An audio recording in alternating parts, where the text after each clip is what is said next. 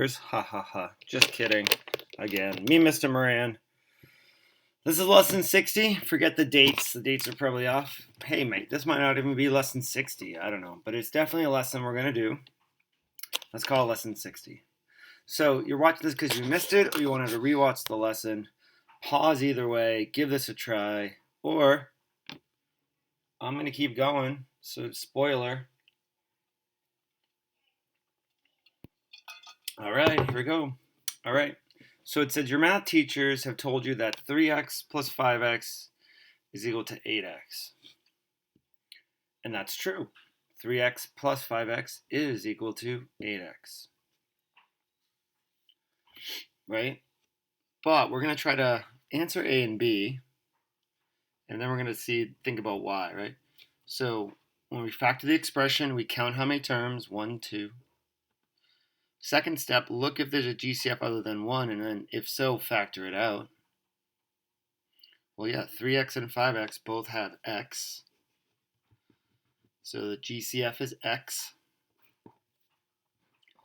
And its pair that goes with x would be 3 plus 5. Okay, so that's to help you prove it. But so how does factoring prove that 3x plus 5x equals 8x? And I usually have someone come up, but 3x plus 5x, if we factor it, we get x times 3 plus 5. And 3 plus 5 we can actually do and get 8. So x times 8 is actually equal to 8x. So we proved that 3x plus 5x is actually 8x using factoring. Woo! And that works with adding any like terms, which is pretty cool. All right, let's get into, let's see what's next here. I think these are the answers to the homework. We never know, so we're going to skip it. Sometimes I change things. But for sure, this is 6.2, day 3. I know. 6.2 has a lot of stuff in it. So last lesson, we were thinking about factoring expressions. And we thought about what happens when you have 4 terms. Well, the good news is we're still going to use our factoring guide. Nope, that's not our factoring guide. It's behind here. Hold on. Step 1, factoring. How many terms in the polynomial? 1, 2, 3, 4. Do all the terms have a GCF other than 1? No, they don't. Okay. Step 3 is to look at what's left and see if it can be factored more. And yes, we talked about 4 terms, the grouping method, which we're going to add to our notes. But here's an example again. The grouping method starts with grouping the first 2 terms and grouping the second 2 terms. And then using our factoring of 2 terms, because these 2 terms actually do have a GCF. 6x to the third and 2x. Well, 6 and 2's greatest common factor is 2. X to the third and x, y have a GCF of x. So altogether, we can pull out a 2x. Then we write its pair that goes with it, which would be 3x squared. What's left from 2xy? Well, that's just a y. All right. 3x squared plus y. What is the GCF of 3x squared plus y? And you might say there is none, but actually there is. They both have a common factor of 1. And 1 times what is that? Well, it's just itself, right? So we get 3x squared plus y. Well, we talked yesterday, and this is great news. What do you notice about both parentheses?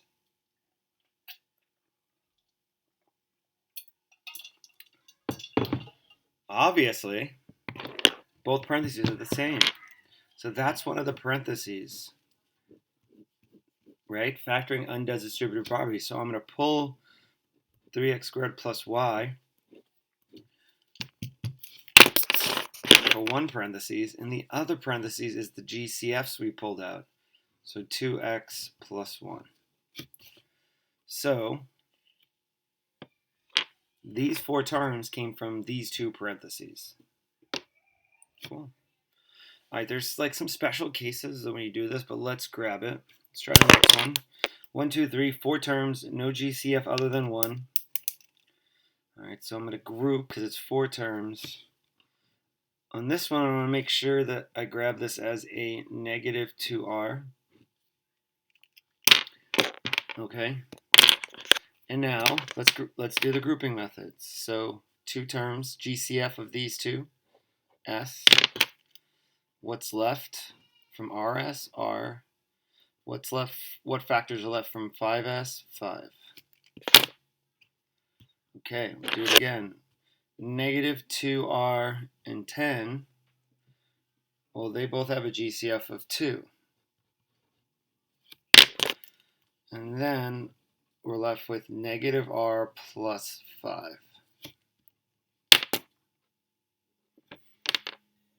Okay.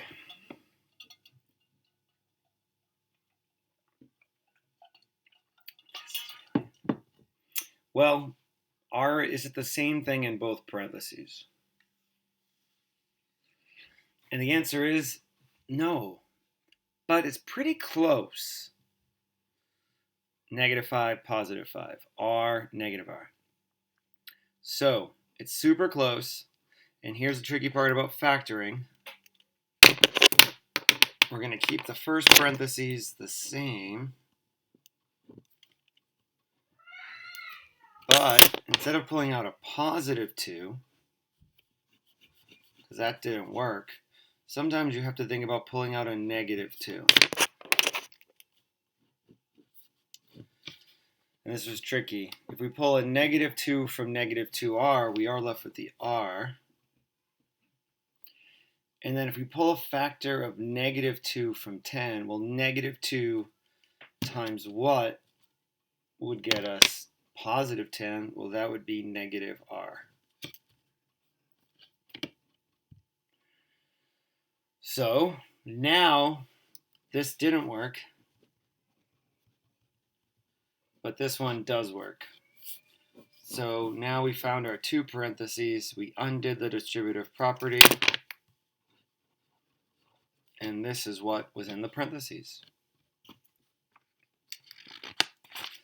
Okay, let's do one more here. Give this one a try. 1, 2, 3, 4 terms, no GCF other than 1.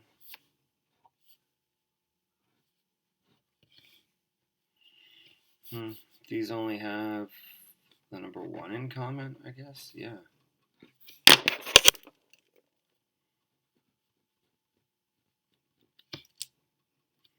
How about these two?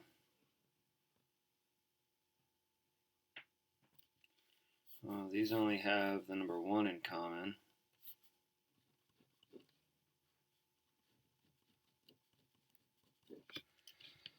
Okay, so here's one where if you group them, you don't get the same thing in both parentheses and it doesn't work.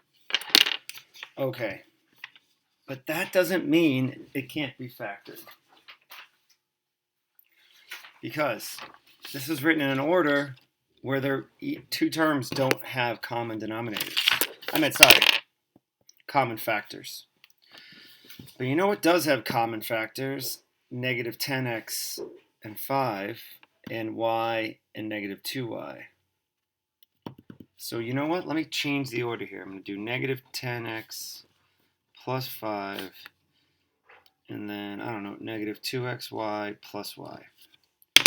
What if I change the order without changing the problem? Can I then make it get factored? Well, let's see. Negative 10x and 5, we can pull a factor of 5 out.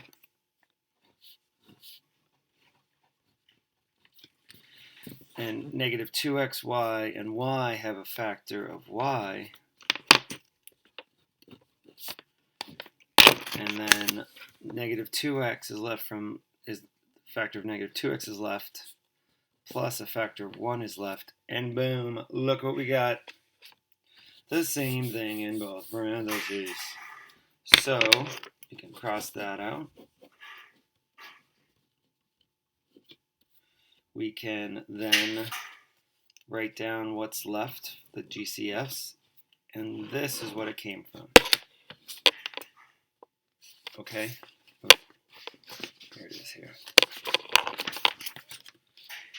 So I tried to factor once, it didn't work. I changed the order around, and then it does work. Okay, will that happen a lot, Mr. Moran? No, very rarely actually in this book, but as you get more advanced, you could. So here we go. Go back to your factoring guide, which I had you start writing stuff down. And here we're going to add our new method. And this is my version of how to do the grouping method. I kind of think it has 5 steps.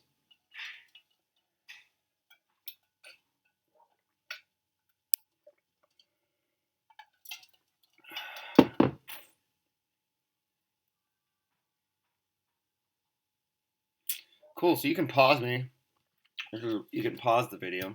For now, I'm gonna move on, but you can pause it and keep going. All right, so our classwork practice time, I wanted to give more time to practice this lesson. Homework is there as well.